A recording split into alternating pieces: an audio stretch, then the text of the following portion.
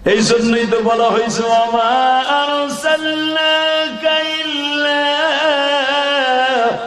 রাহমাতাল লিল আলামিন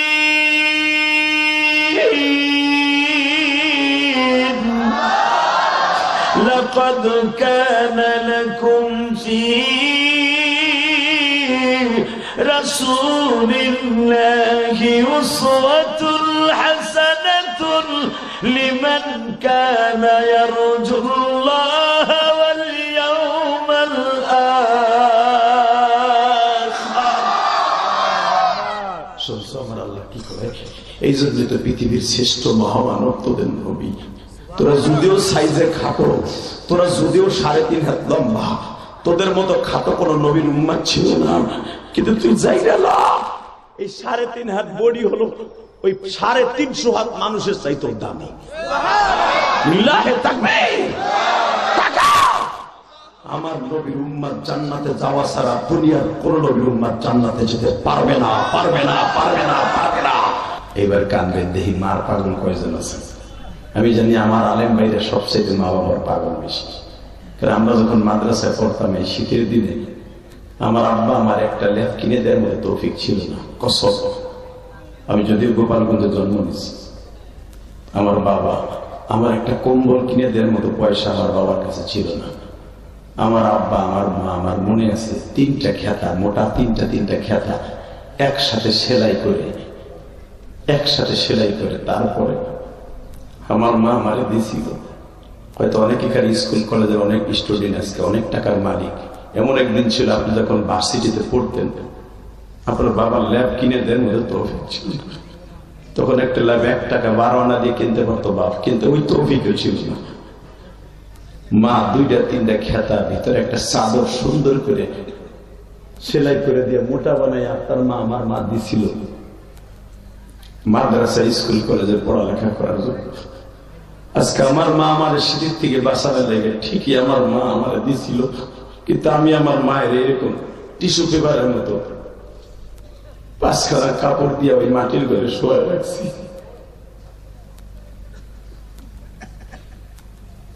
আমার বাবা পরের জমিতে কামলা দিয়ে আমার সোয়েটার কিনা দিছিল। আমি আমার বাবাকে এইরকম পাতলা টিস্যু পেপারের মতো 3খানা কাপড় দিয়ে কবরে শোয়া রাখছি। আব্বা, জানি না তুমি কবরে কেমন আছো। আমার কলিজার টুকরা স্কুল কলেজের বাইরে, বাবা মায়ের টাকা কোনোদিন নষ্ট করিস না ভাই। আমি তোদের কাছে 2টা পাও ধরে বলে দিই, এই যে যারা আমার ডাইনে বামে বসে আছে সবাই শিক্ষিত মানুষ, এদের কাছে জিজ্ঞাসা করবি, একটা বাবার সামনে যখন একটা ছেলে নষ্ট হয়ে যায়, এর চাইতে বড় কষ্ট বাবার কাছে আর কিছু থাকে না। যখন একটা ছেলে নষ্ট থেকে ভালো হইয়া নামাজ পড়ে, 5 ওয়াক্ত নামাজের টুপি থাকে, দেখবি মা বাবার কাছে কত শান্তি। এটা মা বাবা ছাড়া কেউ বুঝে না। মা বাবার হক নষ্ট করে জীবনে যুবক কোনদিন ভালো হতে পারবি না। কথা বল না কেন? জোরে কও, আরো জোরে। তোর কোটি কোটি টাকা বাপরে কামাই করে দেওয়া লাগবে না। তুই সচ্চরিত্রবান 5 ওয়াক্ত নামাজ পড়, স্কুল কলেজে পড়, বাবার টাকা নষ্ট করিস না মোবাইলের পিছনে, কোন মেয়ের পিছনে নষ্ট করিস না। কসম খোদার, তুই যদি স্টুডেন্ট লাইফে মারা যাস, ছাত্র জীবনে মারা যাস, তুই জান্নাতি।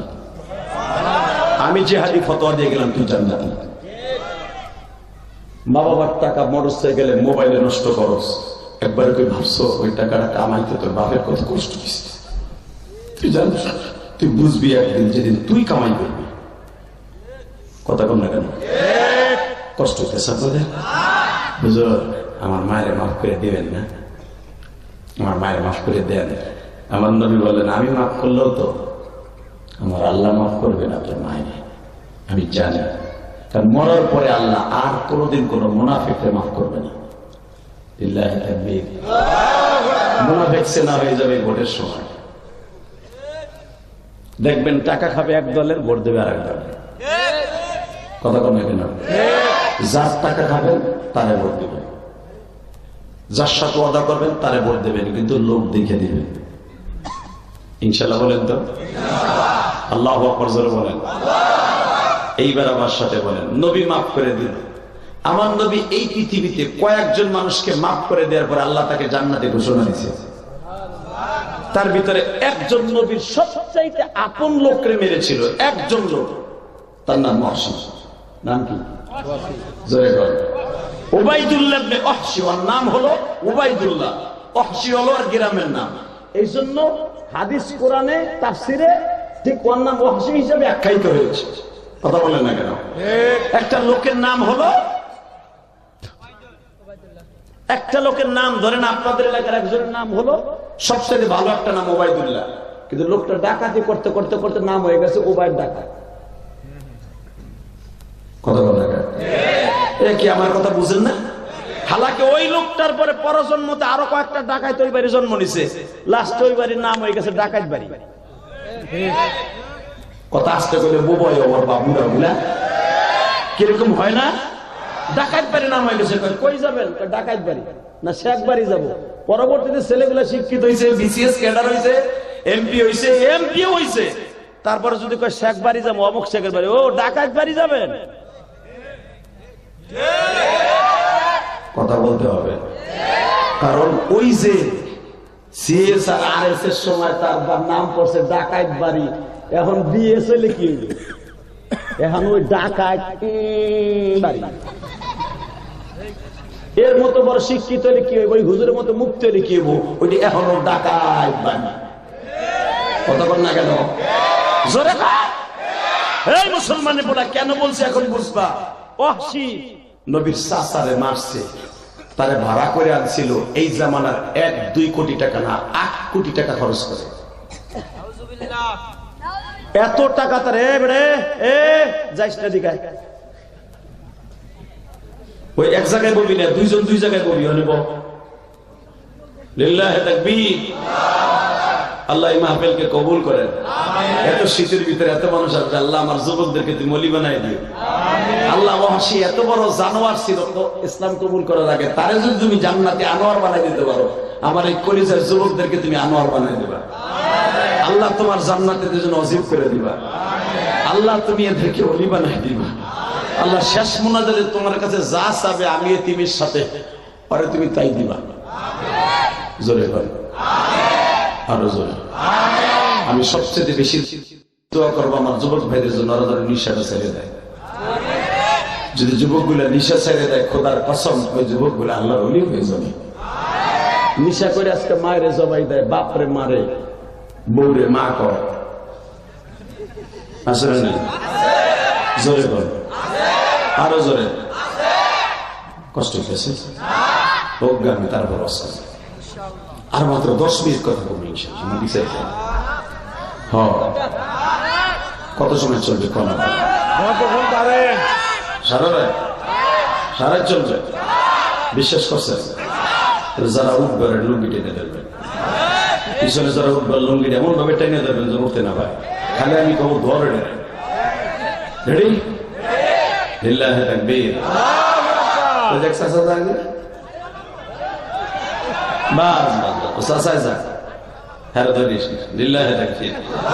আমার জীবনে বুঝলেন গাজীপুরে গেছিলাম ওয়াজে, ওরকম এক চাচা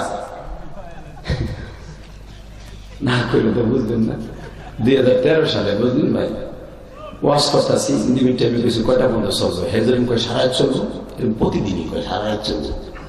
তা আমি কাছে সারা রাত চলতে হলে একটা শর্ত কি, লুঙ্গি টেনে ধরতে যে উঠবো। এক বুড়ে কয়, গাজীপুরের মানুষ তো খুব কড়া মাল এইগুলা। ভাই ওয়াজ শুরু করছি এর ভিতরে 10 মিনিটও যায় না, এক মগা উঠে হাঁটা দিছে, ধরছে বুড়ে হ্যাঁ লুঙ্গি টেনে। ওই যাস যখন ধরছে তাই না, পলেস্টার লুঙ্গি গেছে সাদা খুলে, এমন ভাবে টান দিছে, পাঞ্জাবি না থাকলে তো বর্ডার গেছিল ভাই, কি যে একটা বিপদ হয়ে যেত। বুড়ে টান দিছে, তারপরে পোলা থাবা দিয়ে লুঙ্গিটা ধরছে, ধরে হলে টানে উপরের দিকে, আর বুড়ে টানে নিচের দিকে। বয় বয় বয়, আমি তো হুন্টা শিকাল করেছি, বইছি বইছি। বহনের পর ওই যে একটা টান দিছে, ওই টানে দেখি আর কেউ ওড়ে না, মানে সুখ টান, এমন টান দিছে আর কেউ ওড়ে না। আল্লাহ কি কাম, এক বুড়ে আমার সামনে সোজাসুজি বসলা, হ্যাঁ পোষা হয়েছে আধা ঘন্টা আগে।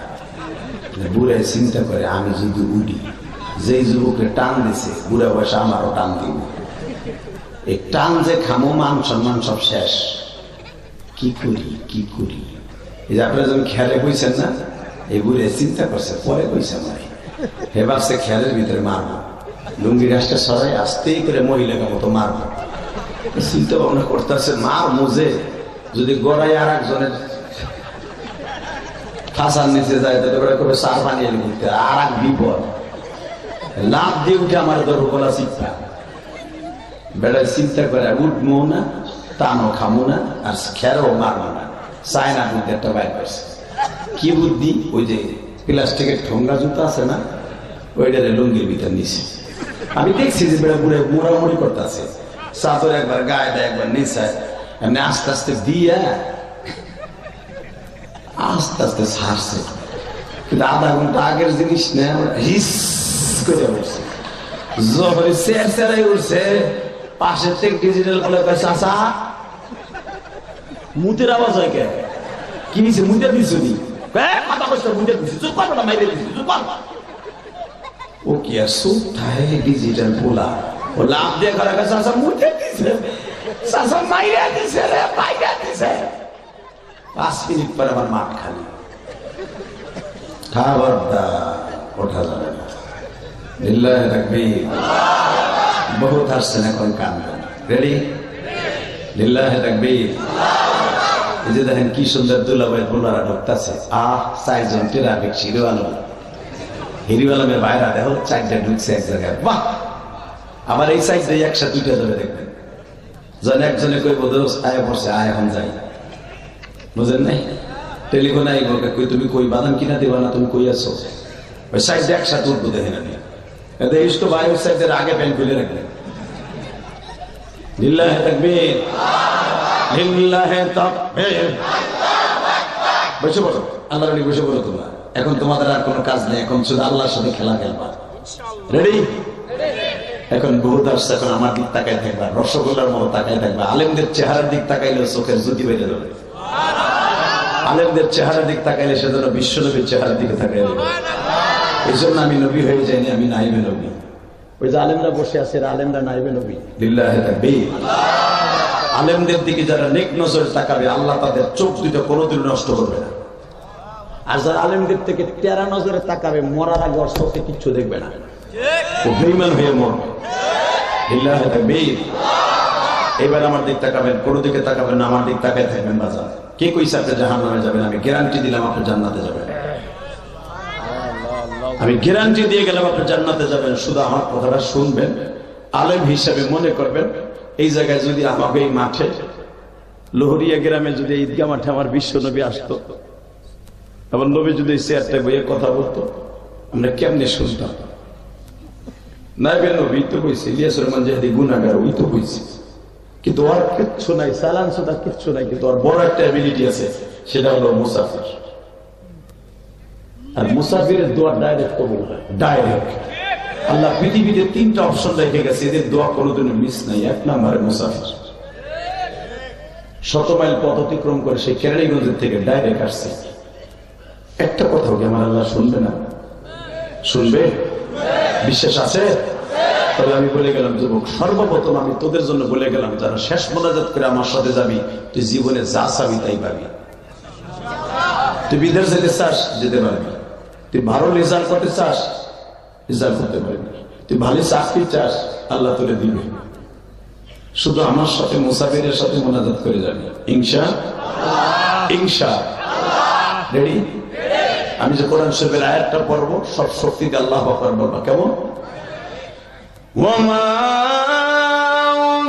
আরসালনাকা ইল্লা রাহমাতান লিল আলামিন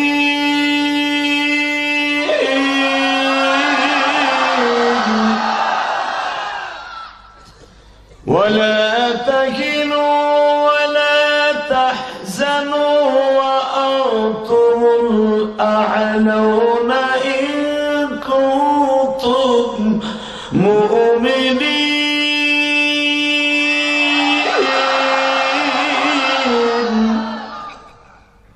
আল্লাহ কি করে শুনবেন না? বান্দা তোর কোন ভয় নেই, তোর কোন টেনশন নেই। ওয়ালা তাহিনু ওয়ালা তাহজানু, এটা নফির সিগা, ডাইরেক্ট নফির সিগা, এখানে কোনো কিলুকরণ নেই, ডাইরেক্ট নফির সিগা। তোর কোনো ভয় নাই, চিন্তা নেই, বিজয় মুমিনের হবে। ওয়া আনতুমুল আ'লাউনা ইন কুনতুম মুমিনিন। ইন কুনতুম কাফিরিন আল্লাহ বলে নাই, ইন কুনতুম কাফিরিন মুশরিকিন মুনাফিকিন কোরআনে বলে নাই, ডাইরেক্ট মুমিনের কথা বলছে। বিজয় মুমিনের হবে। কে বলেছে? আল্লাহ। জোরে বলেন কে বলেছে? আল্লাহ। আল্লাহু আকবার জোরে বলেন তো। আল্লাহু আকবার আরো জোরে বলতে হবে মুসলমানের গোলা। বিজয় মুমিনের হবে, বিজয় মুমিনের হবে, বিজয় মুমিনের হবে।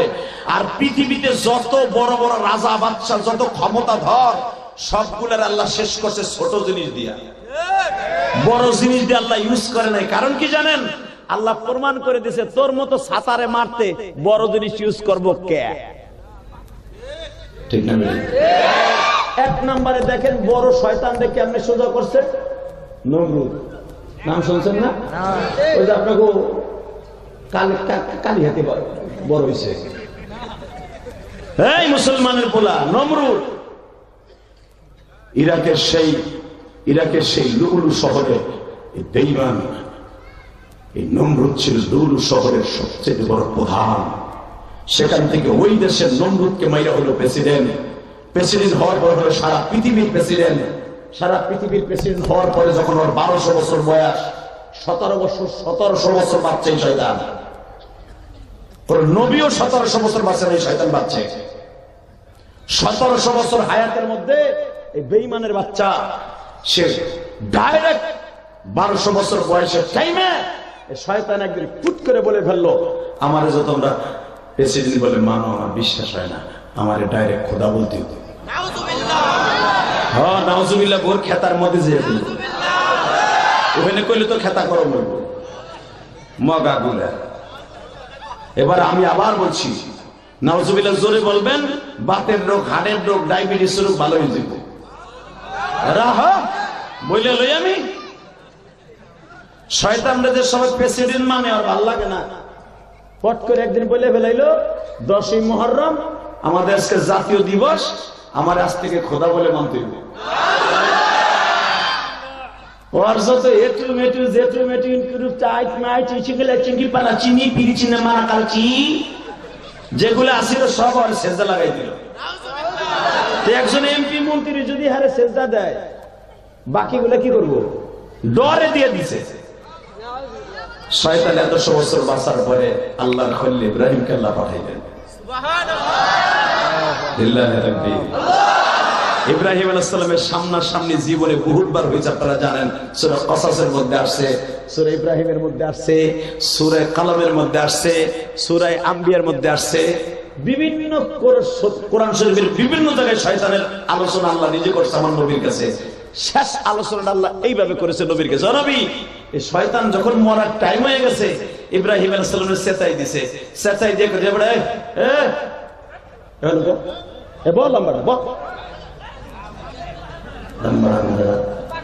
মগা লিল্লাহি তাকবীর। আর বাপের মতো লোকের কাছে চুপ তোর মোবাইল তো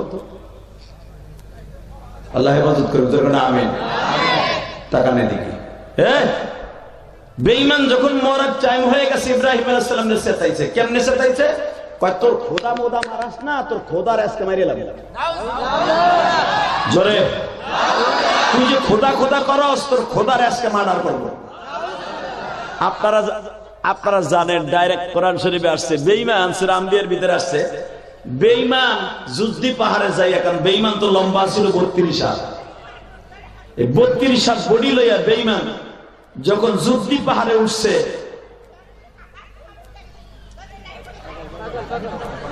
ঠিক আছে ভাই, আল্লাহ সুস্থ আমার দিক থাকে লিল্লাহি তাকবীর। ভাই ও যদি আমার মতো হইতে তাহলে কি কইতো? ওদিক থাকে না, আমার দিক থাকে। আলহামদুলিল্লাহ বলেন। আল্লাহ আমার বাইরে একটা সুস্থ করে দেন, আল্লাহ আপনার পালন বানায় দেন। যে কোনো কারণে হয়তো তার তারটা আপনি ঢিলে করে দিয়েছেন, ভালো করে দেন, আল্লাহ আপনার সোজা করে দেন। সবাই কিন্তু আমিন। আল্লাহ তার সুস্থ বানায় দেন। আল্লাহ ওই লোকটার মতো যদি আমারও পাগল বানায় দেন, আল্লাহ কিচ্ছু করার না, তাই না? এই লোকটা তো এরকম ছিল না বাবা, হয়তো হঠাৎ করে হয়েছে। যাই হোক, আল্লাহ আমার ভাইজান, আল্লাহ তুমি ওলি বানায় দাও, তোমার কোরআনের পাগল বানায় দাও। আল্লাহ আমি দোয়া করে দিলাম, এই লোকটা তুমি ওলি বানায় দাও বাবা। এই পাগল ডাইরেক্ট জান্নাতে যাবে, আমি ইসলাম যদি হিসাব ছাড়া যেতে পারবো। এই জন্য কখনো পাগলকে তোমরা মায়ের দুঃখ করবা না, পাগলের আদর করবা, ইনশাল্লাহ বলে টাকা নিয়ে। আল্লাহ আল্লাহ আল্লাহ। ইব্রাহিম আলাইহিস সালামের সকালবেলা বলে গেছে, তোর খোদারে আজকে মারা করবো। ইব্রাহিম আলাইহিস সালাম 19 হাত লম্বা ছিল, আপনারা জানেন। ইব্রাহিম আমার বাবা, আপনার বাবা 19 হাত লম্বা মানুষটা 32 হাত লম্বা, প্রায় ডাবল না, প্রায় ডাবল। এই লোকটার সামনে দাঁড়ায় বলে, আল্লাহ ও তো আমার 100 বছর আগে জন্ম নিছে, ওর সাইজের ওই সময় মানুষ লম্বা লম্বা হইতো, যত বয়স হইতেছে মানুষের সাইজ কমতেছে, ঠিক না বেঠিক? সবচেয়ে ছোট সাইজের মানুষ হলো আমার নবীর, আর আগের নবীগুলো সব তারা ছিল লম্বা লম্বা মানুষ। তো বলতেছে, আল্লাহ আল্লাহ ও মালিক, মালিক তোমার বলে মার্ডার করতে যাইতেছে, এবার একটু দেখাই দিও। এবার আওয়াজ দিবেন, জীবনে আপনার জীবনে এত আওয়াজ দেন নাই, আপনি ওই পাগল লোকটাকে আস্তে আস্তে করে বুঝে শুনে ওই মেইন রোডে নিয়ে যান ভলান্টিয়ার ভাইরা। তো আমি বলতেছিলাম, ইব্রাহিম আলাইহিস সালাম বলতেছেন, আল্লাহ এই লোকটার যদি তুমি ডাইরেক্ট আমার হিট করতে বলো, আমি হিট করতে পারবো। আমি ইব্রাহিম যদি ওরা ধরি, ওরা খাড়ার উপরে বেড়ে ফেলতে পারি। একজন নবীর গায়ে 1000 মানুষের শক্তি, আর আমার বাবা ইব্রাহিমের গায়ে 5000 মানুষের শক্তি ছিলেন। একটা তরবারি ইব্রাহিম আলাইহিস সালামের হাতে থাকলে 5000 মানুষ তার কাছে একটা শুকনা পাতা, এত শক্তি দিয়েছেন আমার বাবাকে। লিল্লাহি তাকবীর। আমার নবীর গায়ে, বুখারীতে আসছে, আমার নবীর গায়ে 1000 যুবকের শক্তি ছিলেন। আবু জেহেল যখন নবীরে থাপ্পড় মারে, যখন আমার নবীরে থাপ্পড় মারে, তখন জিবরাইল আলাইহিস সালাম বলছিল, আপনি মারতে পারলেন না? আমার নবী বলে, আমি যদি মারতাম, আমি যদি আবু জেহেল একটা সিঙ্গেল থাপ্পড়ও মারতাম, 14 হাত মাটির নিচে চলে যেত। কিন্তু আমি যে মারি নাই, আমার মালিক আমার মার না করছে, সে যে আমার চাচা। এই চাচা আমার জন্মের কথা শুনে সে 10টা উট কোরবানি দিয়ে মানুষের খাওয়াইছে। আমার চাচা আবুল আহাব 50টা উট জমাই দিয়ে মানুষের খাওয়াইছে, কারণ আমার আব্বা নাই, আমার আব্বার দায়িত্ব তারা পালন করছে। তবে এই চাচারে কেমন একটা খাবার দিয়ে আমি পারি নাই। তোমার তো চাচা নাই, তুমি বুঝবে না চাচা কি ধরো। এই জন্যই তো বলা হয়েছে, ওমা আরসালনাকা ইল্লা রাহমাতাল লিল আলামিন।